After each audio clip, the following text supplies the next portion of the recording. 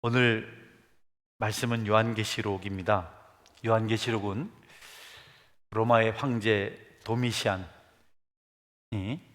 아주 박해를 많이 했는데, 그때 사도 요한이 지중해에 있는 반모섬에 유배되어서 강제 노동을 하게 됩니다.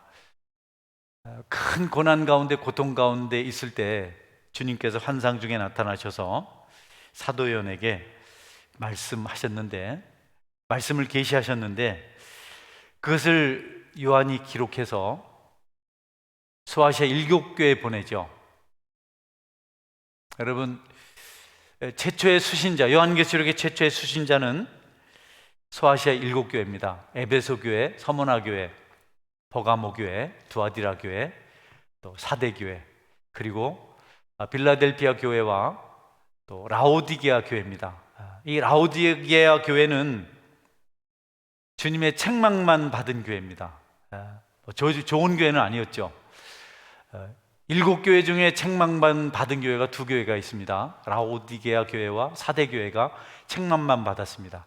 칭찬만 받은 교회도 2교회가 있습니다. 서머나 교회하고 우리 빌라델피아 교회가 또 칭찬만 받았죠. 칭찬도 받고 또 책망도 받은 교회가 3교회 있습니다. 에베소 교회, 두아디라 교회, 버가모 교회, 두아디라 교회, 이렇게 있는데, 라오디게아 교회는 책망만 받았어요. 책망 받을 일을 했는데 그게 무엇일까요? 차지도 않고 덥지도 않고 자신의 영적 상태를 모르는 교회였습니다. 그들은 금과 은이, 돈이 많은 도시에 살고 있었기 때문에 교회가 물질적으로 아주 넉넉했습니다. 사람도 많이 모였죠. 풍요로운 도시니까. 그런데 정작 그들은 영적으로 피폐했습니다. 그런데 정말 주님께서 보시기 안타까운 것은 자신들의 처지를 모르는 겁니다. 돈이 많고 사람이 많고 하니까 스스로 부유하다, 넉넉하다, 우리에게 더 이상 필요한 것은 없다, 이렇게 주님 보시는 것과 전혀 다른 그런 잘못된 자부심을 가지고 살았어요. 주님께서 그것 보시고 너희들이 참 안타깝다. 너희들이 곤고한 것도, 또 가련한 것도, 가난한 것도, 벌거벗은 것도, 줄인 것도 모르고 너희들 스스로 아무 문제 없다고, 너희들이 얼마나 곤고한 자인 줄 모르고 충분하다고 금을 의지하고 돈을 의지하고 분위기를 의지하며 살아가는구나, 이렇게 책망을 하셨어요. 사도 요한이 듣죠. 상대적으로 사도 요한은 반모섬에서 노년의 나이에 크게 힘든 노동을 하고 지냈지만 그는 영적으로 풍성했습니다. 사도 요한에게 큰 위로가 되는 어떤 그런 순간이 아니었을까 생각을 합니다. 노년에 유배되어서 강제 노역을 하는 사도 요한이 자칫 삶을 비관을 했는데, 하나님 주님께서 나타나셔서 세상적인 조건 좋다고 자기 헐벗고 굶주리고 가난하고 가련한 것도 모르고 공부한 것도 모르고 부유하다, 넉넉하다, 부를 것이 없다, 부족한 것이 없다 말하는 그들을 책망하실 때 다시 한번 사도 요한은 자신의 부유함, 넉넉함, 풍족함을 확인할 수 있지 않았을까, 그런 생각을 합니다. 여러분, 2000년 전에 있었던 라오디게아 교회를 향한 이 말씀이 오늘 우리에게도 그대로 증거되고 있습니다. 우리가 얼마나 헐벗고 굶주리고 가련하고 가난하고 곤고한 존재인지를 모르고 살아갑니다. 모르면 참 좋을 것 같은 처지죠. 우리가 이걸 다 알면 괴로워서 어찌 살겠어요. 그러나 그것을 알면 또 기도하게 되고 영적으로 풍성해질 수가 있는 것입니다. 모든 것이 풍족해서 아무 걱정이 없고 부족한 것이 없다고 말하는 그 라오디게아 교회는 우리 주님의 책망을 받았는데요, 그런데 칭찬받은 빌라델피아 교회는 전혀 라오디게아 교회와 전혀 다른 모습이었습니다. 계시록 2장 8절에 빌라델피아 교회에 보낸 편지 내용인데요. 볼지어다 내가 내 앞에 열린 문을 두었으니 능히 닫을 사람이 없으리라. 내가 내 행위를 아노니 내가 작은 능력을 가지고서도 내 말을 지키며 내 이름을 배반하지 아니하였도다. 네. 빌라델피아 교회는 작은 교회, 능력이 없는 아주 작은, 있긴 있는데 보잘것없어요. 구성원들도 좀 그렇고 신앙의 연조가 깊은 사람도 없고 무슨 이석과 기사를 행하는 사람도 없고 또 가난하고 겨우겨우 살아가는 그런 성도들이 모여 있었습니다. 그런데 놀랍게도 그 적은 능력을 가지고 하나님 주님의 말씀을 지키고 또 주님의 이름을 배반하지 않았어요. 그래서 세상과 섞이지 않았어요. 범죄하지 않았습니다. 주님은 7교회 교회에 보내는 편지를 통해서 주님이 바라시는 것이 무엇인지를 우리에게 말씀하고 계세요. 금이 얼마나 많은가, 은이 얼마나 많은가, 돈이 얼마나 많은가, 인재는 있는가, 재능은 좀 가지고 있는가, 이것을 말씀하지 않으시고 순종하는가, 삶이 성결한가, 믿음이 있는가, 진리 가운데 사는가, 은혜가 있는가, 이것을 주님께서 보신다는 겁니다. 우리 주님은 하나님 말씀에 순종하며 사는 자가 누군지, 어느 교회가 하나님 말씀대로 살기를 애쓰는지, 그 교회가 그 성도들이 구하는 것이 무엇인지를 먼저 살피신다는 거죠. 교회가 얼마나 크냐, 구성원들 얼마나 탁월하냐, 능력은 많으냐 아니면 없느냐, 이런 것이 아니라는 거죠.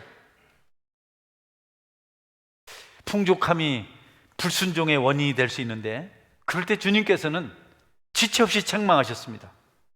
궁핍할지라도 순종하는 삶을 살 때, 하나님 말씀대로 살 때 주님은 그들을 칭찬하셨어요. 교회가 가진 능력, 금, 이것이 주님의 관심사가 아니었습니다. 형편이 어떠하든지 주님이 기뻐하시는 삶을 선택하고 선택한 그 삶을 살기 위해서 애쓰는 성도들을 보시면서 그 교회를 칭찬하신 겁니다. 영적 전투는 여러분 삶의 현장에서 권세를 구하고 몰지를 구하고 명예를 구하고 자기 욕구를 실현하기 위해서 하는 것이 영적 전투가 아니고, 어떻게 하면 내가 하나님이 기뻐하시는 모습으로 살까? 어떻게 하면 내가 좀 하나님을 기쁘게 하고 하나님의 마음을 시원케 하는 그런 사람으로 살아갈까? 섬김, 충성, 관용, 헌신, 희생, 포기, 이런 것들을 위해서 거룩한 몸부림을 할 때, 그것을 우리가 영적 전투라고 그래요. 욕심을 채우려고 어떻게 분열을 조장해서 자신을 나타내 보려고, 필요 이상으로 좀 지나치게 과시하려고, 방탕쾌락을 경험하려고, 비난이나 다툼으로 살아가려고 그렇게 갈등하는 것은 영적 전투가 아니다. 진정한 싸움은 주님을 위해서 내가 어떻게 살아야 될지, 자신의 부족과 연약함과 허물을 깨닫고 애통해하며 하나님의 도움을 구하고 그 은혜를 갈망하는 삶을 사는 것이 바로 영적 전투입니다. 우리는 그런 영적 전투에 익숙해 있는가? 그런 영적 전투를 사모하고 있는가? 완전하다는 것은 아닙니다. 누구도 완전한 사람 없죠. 그러나 영적 전투가 필요하지 않은 사람이 아무도 없어요. 그런데 필요한 그 일을 하지 않고 영적인 전투가 아닌 다른 일을 위해서 애쓰고 힘쓴다는 것입니다. 제자들은 길 가면서 예수님에게 예루살렘 성전을 자랑했다가 책망을 받았습니다. 헐어버려라, 내가 사흘 만에 짓겠다. 주님은 제자들에게 헤롯 성전을 헐으란 뜻으로 말씀하신 것이 아니고, 너희들 속에 있는 그 가치, 번쩍거리는 금을 보고 감탄하고 그것을 사모하고 거기서 무엇을 누려보고 싶어하는 그것, 거기서 찾는 기쁨이 만족이 되는 그것이 너희 속에 있어서는 안 된다. 그런 것들은 헐어버려야 된다. 허망한 가치를 쫓지 말아라. 생명 아닌 것을 쫓지 말아라. 십자가와 부활, 그것을 통해서 완성된 하나님 나라, 그것이 생명길인데 새로 난 그 길, 그 생명길을 구하지 않고 썩어질 것을 구하며 사는 제자들을 책망하신 겁니다. 여러분, 제자들에게 그런 모습이 있었어요. 우리는 없나요?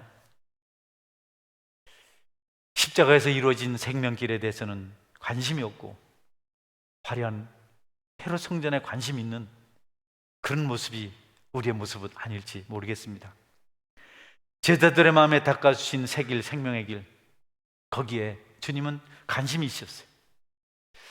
그래서 성경에서는 그것을 위해서 다른 걸 다 팔아버리라고, 밭에 감추인 부활을 살려면 다른 소유를 다 버려야 된다, 팔아야 된다. 값진 진주를 만난 진주 장사가 그 진주를 사려고 집에 돌아와서 소유를 다 팔아버리고 그 진주를 산 것처럼, 하나님께서 원하시는 삶의 모습으로 살아가려면, 하나님을 기쁘시게 하려면, 교회가 교회다워야 하려면 그런 세상적인 가치를 다 내려놓아야 된다. 보화를 산 농부처럼, 진주를 산 진주 장사처럼 그렇게 해야 된다라고 오늘 본문에서 말씀하고 있습니다. 차지도 덥지도 않은 미지근한 신앙, 스스로 생각해도 답답한 신앙, 좀 명쾌하고 주님 앞에 아멘하고 주님을 사랑합니다 하는 그런 믿음 없이 세상에도 갔다가 또 교회도 왔다가 하나님의 이름도 불렀다가 하나님보다 더 좋은 어떤 것이 있는 줄 알고 거리도 방황하다가, 그래서 느끼한, 미지근한 그런 삶을 살아가고 있는 라오디게와 같은 모습이 우리에게 있지 않은가? 여러분, 있죠. 그런데 애통하는가? 그것을 그냥 방임하고 두고 보는가? 아니면 가슴을 치면서 주님 닮길 원합니다, 기도하고 진심으로 그것을 괴로워하는가? 그런 감각은 있는가? 이것이 주님께서 라오디게아 교회를 향한 책망의 말씀입니다. 성도 여러분, 오늘 본문 18절 말씀을 봅니다. 내가 너를 권하노니 내게서 불로 연단한 금을 사서 부유하게 하고 흰옷을 사서 입어 벌거벗은 수치를 보이지 않게 하고 안약을 사서 눈에 발라 보게 하라. 나는 밤낮 무엇을 구하느냐? 나는 날마다 무엇을 생각하며 살아가느냐? 내가 깊이 묵상하는 것이 무엇이냐? 무엇 때문에 눈물을 흘리냐? 무엇 때문에 한숨을 쉬느냐? 무엇 때문에 삶을 비관하느냐? 여러분, 그런 질문, 그런 묵상이 우리에게 필요합니다. 그런 것이 있어야 하나님 뜻을 따라서 순종하는 길을 우리가 걸어갈 수가 있습니다. 나는 지금 무엇을 생각하는가? 나는 무엇을 바라보고 있는가? 지금 내 정체성은 무엇인가? 내 속에 그리스도는 있는가? 성령 인도하심을 받는가? 껍데기는 그리스도인인데 몸은 교회를 들락날락 하는데 우리 속은 라오디게아 교회에 갔다면, 여러분, 우리도 책망받아야 합니다. 우리가 주님께서 불로 연단하신 금을 사야 될 자이며 또 흰옷을 사서 입어야 할 자며 안약을 사서 눈에 발라야 할 자인 것입니다. 이래서 예수님께서는 마가복음 10장 29절 이하에서 이렇게 말씀하셨습니다. 예수께서 이르시되 내가 진실로 너희에게 이르노니 나와 복음을 위하여 집이나 형제나 자매나 어머니나 아버지나 자식이나 전투를 벌인 자는 현세에 있어 집과 형제와 자매와 어머니와 자식과 전투를 100배나 받되 박해를 겸하여 받고 내세에 영생을 받지 못할 자가 없느니라. 하나님을 따르려고 많은 것을 포기한 사람이 이야기입니다. 집, 형제, 자매, 어머니, 아버지, 자식, 전투 다 버렸어요. 오직 하나님을 따르려고. 그런데 예수님은 그런 사람은 땅에서 100배나 복을 받는다 그래요. 근데 박해를 겸해서 받는다. 여러분, 주님을 위해서 어떤 것을 내려놓으면 거기에 100배의 복을 받을 줄 믿으시길 바랍니다. 그런데 박해를 겸해 받습니다. 이 땅에 사는 사람들이 겪어야 될 이 구조적인 모순이죠. 열심히 잘 살았는데 박해도 함께 한다는 겁니다. 그러나 오늘 말씀해 보니까 내세에 영생을 받지 못할 자가 없다. 그들은 다 풍성한 천국 삶을 살게 있게 된다라고 말씀하고 있습니다. 주님을 따르기 위해서 고난은 필수입니다.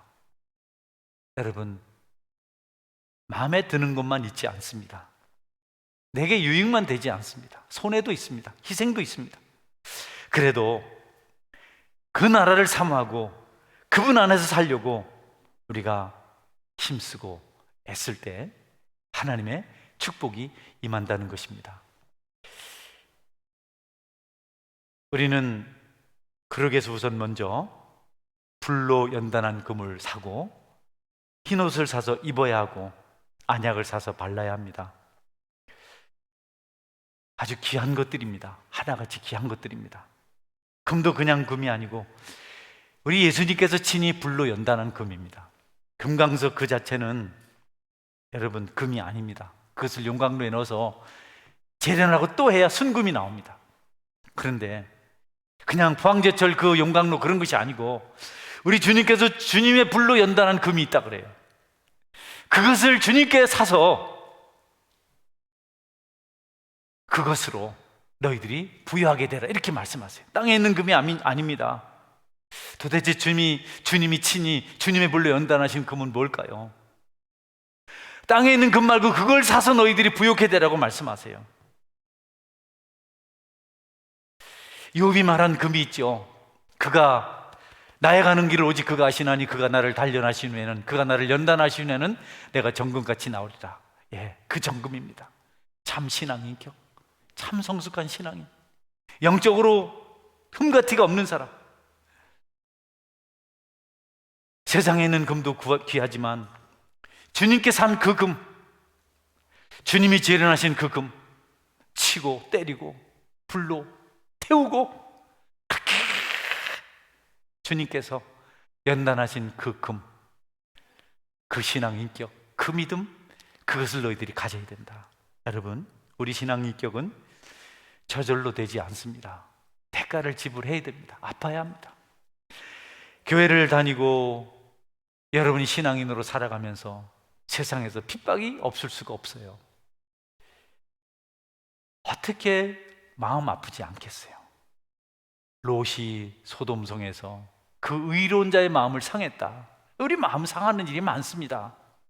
그런데 그런 과정을 거쳐서 우리가 주님께서 연단하신 순금 같은 사람이 된다는 것입니다. 성도 여러분, 여러분에게 이런 갈망과 이런 과정이 있기를 주의 이름으로 축원합니다. 그때 잘 지나가셔야 돼요. 라오디게아 교회는 걱정할 게 없었어요. 금도 많고 돈도 많고 옷도 많고 사람도 많고 뭐든지 할 수 있는 교회였습니다. 근데 그들의 가슴에 갈망이 없었어요. 간절함이 없었어요. 그냥 화인을 맞아버렸어요. 주님, 그거 너무 싫다 그랬어요. 금으로 못 살 것은 없습니까? 없습니다, 여러분. 금은 아직까지도 화폐를 결정하는, 가치를 결정하는 척도입니다. 금으로 모든 것을 다 살 수 있어요. 그러니까 우리가 금을 가지고 시장에서 이런 것을 다 저런 것을 다 살 수 있는데, 우리에게도 주님께서 연단하신 금이 있는데 그것은 시장의 것이 아닌 하늘의 것을 사는 가장 보배로운 것인 줄 여러분이 기억하시고, 여러분, 그 주님 말씀하신, 주님 불러 연단하신 그 금을 여러분이 기꺼이 소유하시기를, 대가를 지불하시고 여러분의 것이 되도록 할 수 있기를 주님의 이름으로 축원합니다. 그 금을 가져야 돼요. 많이 우십시오. 많이 아파하십시오. 많이 괴로워하십시오. 그 금은 저절로 생기지 않습니다. 우리가 주님께서 말씀하신 그 금을 가지지 못하면 여러분, 우리의 신앙은 몸이 건조한 것이 됩니다. 라오디게아 교회처럼 됩니다. 차지도 않고 덥지도 않고 뜨겁지도 않고 그냥 토하여 내치고 싶은, 정말 바라보시는 주님의 속을 상하게 하는, 속을 그냥 불편하게 만드는, 뭐 썩은 음식을 먹은 것 같은 그런 존재로 살아간다는 거죠. 세상을 쫓을 것인지 하나님을 쫓을 것인지 확실히 정하라고 이렇게 말씀하십니다. 하나님만 쫓으려고 하면 세상에서는 박해가 있다고 합니다. 그러나 내세에서는 영생을 얻는다고 말씀하십니다.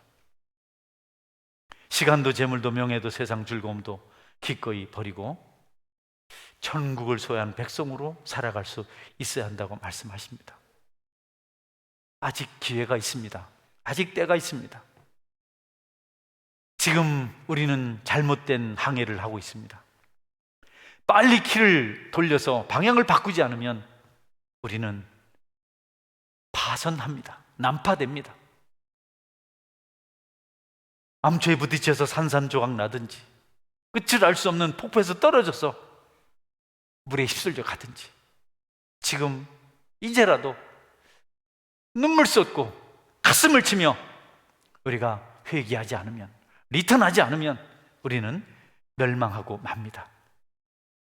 라오디게아 교회를 통해서 우리에게 말씀하시는 겁니다. 이 말씀은 옛날 얘기가 아닙니다. 구태한 것이 아닙니다. 여전히 생생하게 우리에게 들려주시는 하나님의 말씀입니다. 연단받은 인격이 성도들 속에 있어야 합니다. 주님에게 연단받은 금 같은 성도가 되어야 합니다. 모든 것을 얻을 수 있는 순금 같은 믿음을, 연단받은 그 믿음을, 주님께서 우리에게 파신 그 믿음을 저와 여러분이 갖게 되기를 주의 이름으로 축원합니다. 두 번째로, 흰옷을 사서 입고 벌거벗은 수치를 보이지 말라고 말씀하십니다. 벌거벗은 수치는 정말 너무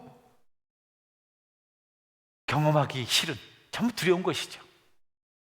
여러분, 벌거벗는 일이 얼마나 수치스럽습니까?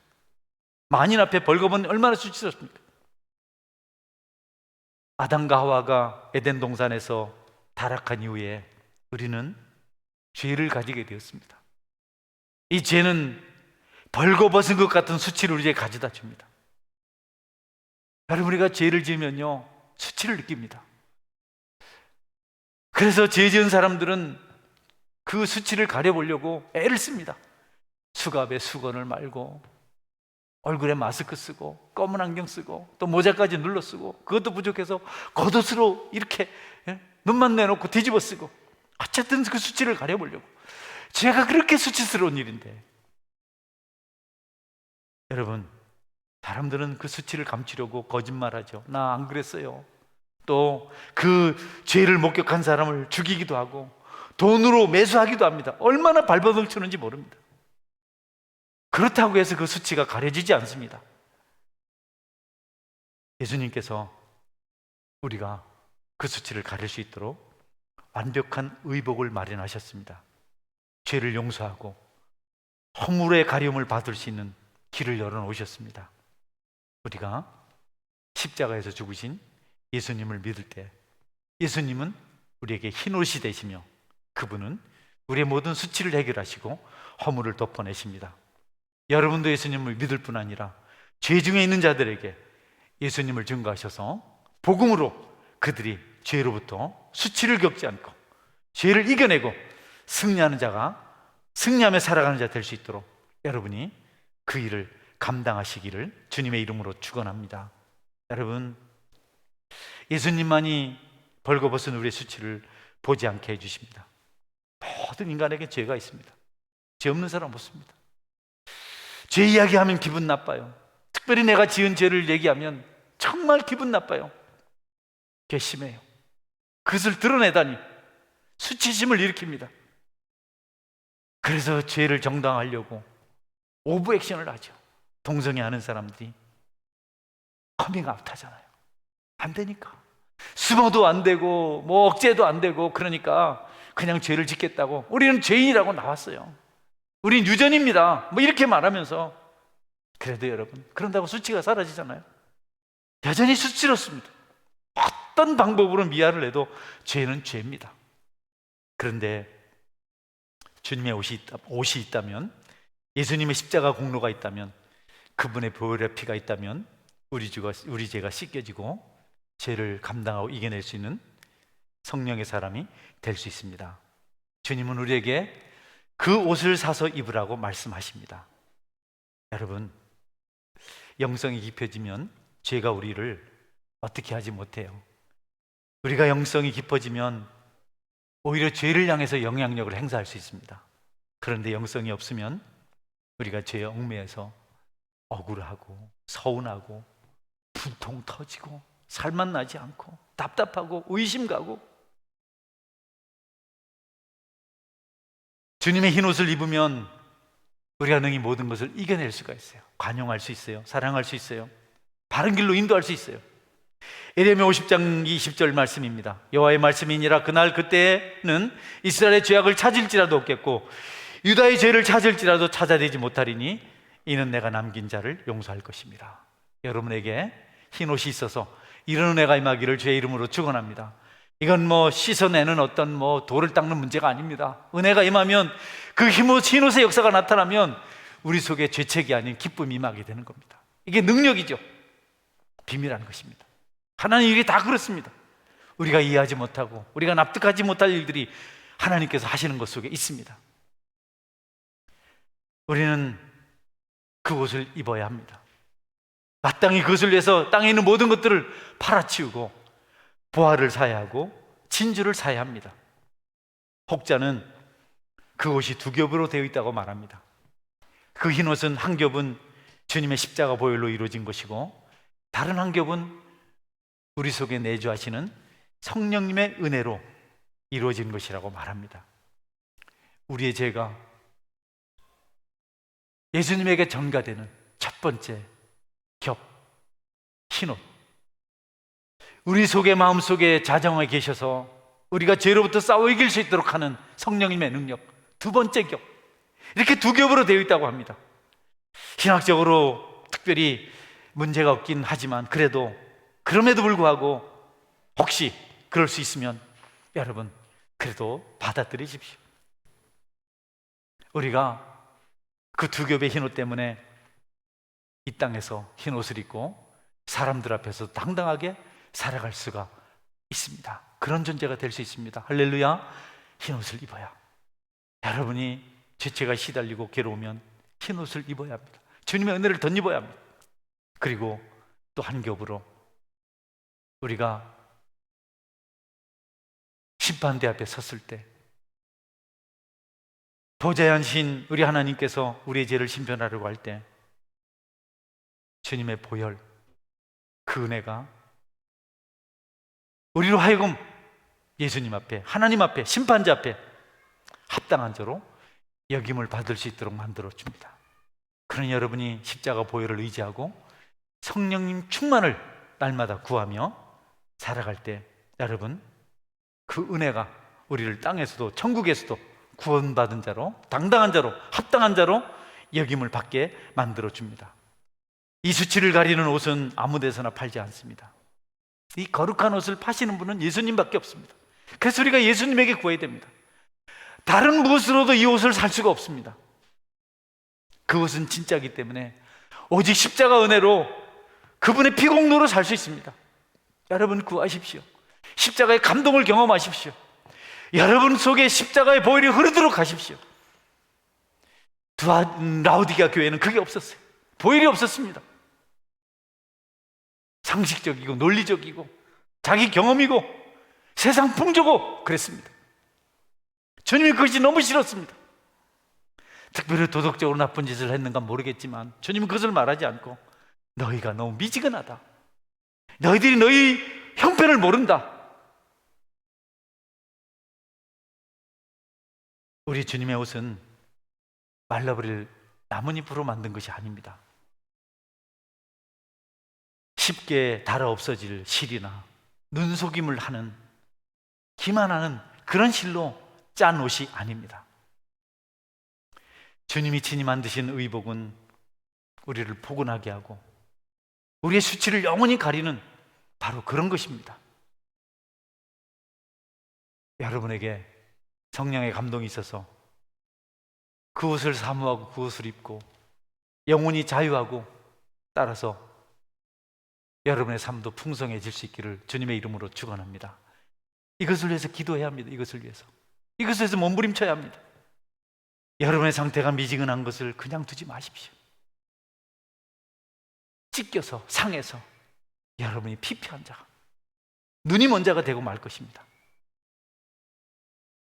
주님은 라오디게아 교인들 향해서 안약을 사서 눈에 바르라고 말씀하셨습니다. 안약을 사서 눈에 발라 보게 하라. 라오디게아 교인들이 잘 보고 있는데요, 어떤 게 금인지, 어떤 게 시장에 좋은 물건인지, 어떤 게 멋있는 건지 다 보고 있는데 너희들 못 본다. 안약을 사서 눈에 발라서 보게 하라. 아니, 우리 잘 보고 있는데요, 너는 본다. 예수님 유대인들에게 말씀하셨죠. 네가 보지 못한다고 하면 네가 참 보는 자일 텐데, 본다고 하니까 네가 맹인이라, 이렇게 말씀하셨어요. 안약은 못 보는 사람을 보게 만드는 약이 아닙니다. 안약은 상처 났을 때, 감염됐을 때 바르는 겁니다. 눈병이 났을 때 바르는 거지, 이미 보지 못하는 맹인에게는 안약이 필요 없습니다. 그런데 예수님은 내게서 안약을 사서 눈에 바르면 볼 수 있다고 말씀하셨어요. 무슨 뜻인가요? 여러분, 죄송합니다. 우리가 봐야 될 것은 땅에 있는 것이 아닙니다. 나는 눈이 좋아서 작은 것도 잘 보여요. 그거는 주님이 본다고 치는 것에 들지 않아요. 나는 아직까지 눈이 1점이에요. 그래서 잘 보여요. 주님은 그거를 본다고 말씀하지 않으세요. 주님은 우리가 주님으로부터 안약을 사서 땅에서는 볼 수 없는 천국을 보기를 원하십니다. 할렐루야. 여러분, 은혜를 받으십시오. 말씀을 가까이 하셔서 여러분이 땅의 것에는 그만 만족하고, 땅의 것은 그만 보고 천국을 보는 믿음의 눈을 가지시기를 바랍니다. 저는 신비주의자가 아닙니다. 저는 광신도가 아닙니다. 근데 우리 오늘날 우리 가슴이, 우리 마음이 너무 세상에 치우쳐 있습니다. 누구도 우리를 그리스도인이라고, 예수쟁이라고 말하기 힘든 상태에 빠져 있습니다. 안 그러신 분들 계시지만 대다수 교회가 그렇습니다. 저를 포함해서 그렇습니다. 저도 답답합니다. 목사인 내가 무엇을 가르치는가? 성도들은 목사의 영성을, 인격을 배우게 될 텐데 그것이 제가 답답하면 안타까움입니다. 이전에는 소경이었지만 우리가 다시 경성하고 기도하고 우리가 말씀의 은혜를 받으면 땅의 것을 쫓아서 헐떡거리고 다니지 않아도, 땅의 것을 얻지 못해서 한숨 쉬지 않아도, 땅의 것을 통해서, 쾌락을 통해서 만족을 누리지 않아도 안약을 사서 눈에 바르고 나면 넉넉하고 풍족하고 이전에 좋아하던 것들이 다 시시하게 될 것입니다. 찬송가처럼, 가사처럼 이전에 좋던 것 이제는 값없다. 주님은 주님의 것을 사라 그러세요. 그것은 세상의 돈으로 살 수가 없고 믿음으로 삽니다. 결단으로, 희생으로, 헌신으로, 순종으로 살 수 있는 것들입니다. 세상의 옷은 화려해 보이지만 낡아지는 실로 만들었습니다. 얼마 지나지 않으면 곳곳이 헤어져서 수치가 드러납니다. 저는 어릴 때 수치가 드러난 옷을 많이 입고 다녔어요. 무릎도 터지고 엉덩이도 터지고 그런 옷을 많이 입고 다녔어요. 주님이 주신 옷은 그런 옷이 아닙니다. 주님의 금은 천국의 것을 소유할 수 있게 만들어요. 주님을 연단난 믿음은 시련을 견디고 박해를 견디고 순교를 견디고 멸시천대 버림받음을 견디고 얻은 금은 여러분 하늘의 부활을 살 수 있는 것들입니다.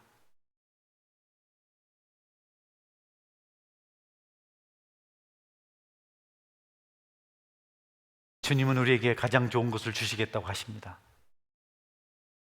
값없이 주시겠다고 합니다. 주님께서 다 대가를 지불하셨다고 말씀하십니다. 오기만 하면 주시겠다고 많이 가지고 계시고 우리를 초청하고 계세요. 근데 우리가 안 가요. 이리저리 돌아다녀요.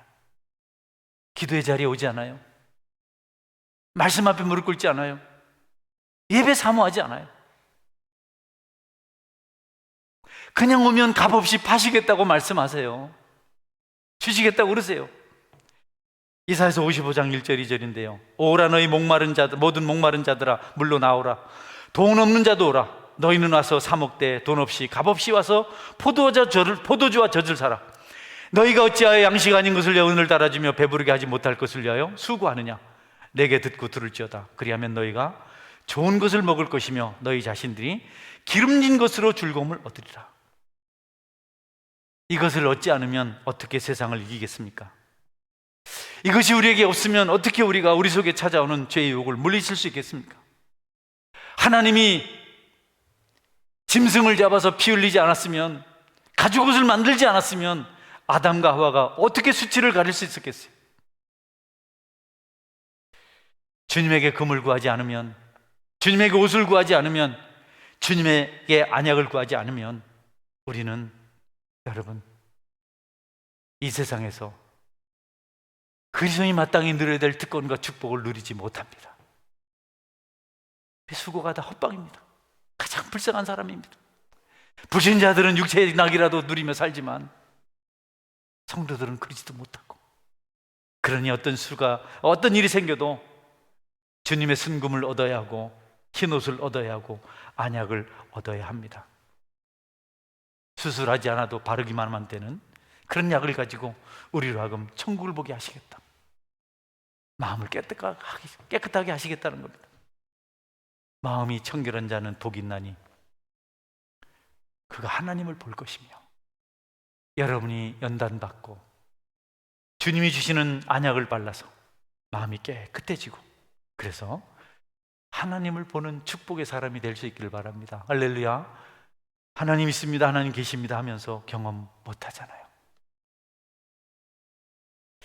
하나님을 보지 못하도록 가리는 모든 죄악들이, 악한 것들이 우리 속에서 날마다 판을 치고 있는데, 그 일을 괴로워하지도 않고 주님의 도움을 구하지도 않고 그냥 매일매일 거기에 짓눌려서, 여러분, 모에 홀린 사람처럼 우리가 이것도 아니고 저것도 아니고 혼탁한 삶을 살아가고 있지 않는가? 묵상하십시오. 나는 행복한가? 나는 하나님 자녀가 맞는가? 나는 지금 즐거운가? 주님 때문에 정말 말할 수 없는 감동 가운데 살아가고 있는가? 예수님은 사도 요한을 통해서 말씀하신 것을 편지로 7교회에 보내게 하셨습니다. 오늘 우리는 그 편지 중에 한 부분을 살폈습니다. 지금 우리에게도 이것이 전달되고 있습니다. 라오디게아 교회만 듣고 보고 끝난 것이 아닙니다. 세월은 지났지만 이 편지는 결코 낡아진 것이 아닙니다. 오래되지 않았습니다. 하늘의 태양보다도, 여러분, 바다의 물보다도 더 오래되고 더 오래 갈 것입니다. 어떤 생물도 이것보다는 더 오래 가지 못할 것입니다. 주님 말씀하셨어요. 천지는 없어져도 말씀은 1.1핵도 없어지지 않냐고 다 이루어질 것이다. 여러분 없어질 것을 쫓으신 거예요.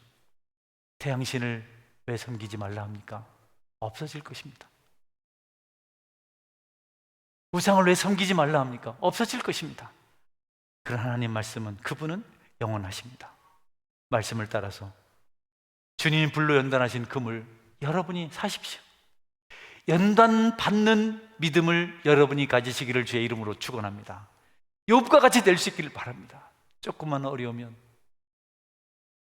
교회를 오니 안 오니 하시고, 신앙에 대한 회의를 느끼고, 하나님 없는 사람처럼 선택하고, 조금만 유혹을 해도 바람 앞에 등불처럼 흔들려 버리고, 영원한 것을 붙들고 사는 성도의 모습이 아닙니다. 그분의 흰 옷을 사서 입으십시오. 예수님의 보혈의 피를 믿으십시오. 성령님의 역사를 믿으시고 구하십시오. 구하고 찾고 두드리십시오. 안약을 바르십시오. 말씀을 보는 일이 있어서 말씀을 통해서 여러분 천국을 보고 땅의 것이 아닌 하늘의 것을 볼 수 있는 영의 사람이 될 수 있어야겠습니다. 그렇게 되기까지 우리는 아무것도 이 땅에서 영향력 발휘하며 행할 수가 없는 헐벗고 줄이고 가난하고 가련하고 곤고한 자로 살아갈 수밖에 없습니다. 여러분 모두에게 하나님은 은혜가 있어서 그분의 정금 있고 흰옷이 있고 안약이 있어서 믿음 생활이란 이런 것이구나, 신앙생활이란 이런 것이구나, 내가 목사라도 몰랐었는데, 내가 교회 장로라도 집사라도 권사라도 몰랐었는데 내가 이제야 알았다, 이런 고백을 하며 바꿀 수 없는 기쁨과 축복 가운데 살아가시기를 주님의 이름으로 축원합니다. 아멘. 같이 기도하겠습니다. 하나님, 어려운 것들이 많습니다. 제가 근간에 아이들 때문에 좀 고민이 생겼어요.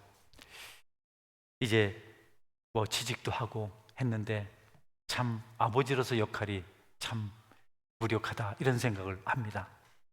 또 한편으로는 늘 그랬는데 어떻게 이렇게 형통하게 하셨을까, 이런 생각도 합니다. 이 하나님을 내가 더 잘 섬겨야 되겠다. 공을 들인 것 없는데 어찌 이렇게 하나님께서 자녀들 형통케 하셨을까? 여러분, 우리가 불연단한 금을 가지면, 흰옷을 입으면, 또 안약을 바르면 여러분의 길이 통통하게 될 줄 믿으시길 바랍니다. 땅에서도 복을 받고 하늘에서도 복을 받고, 물론 땅에서는 박해를 겸하여 받습니다. 하나님, 내 영적 상태가 어떤지 내가 알고 싶습니다.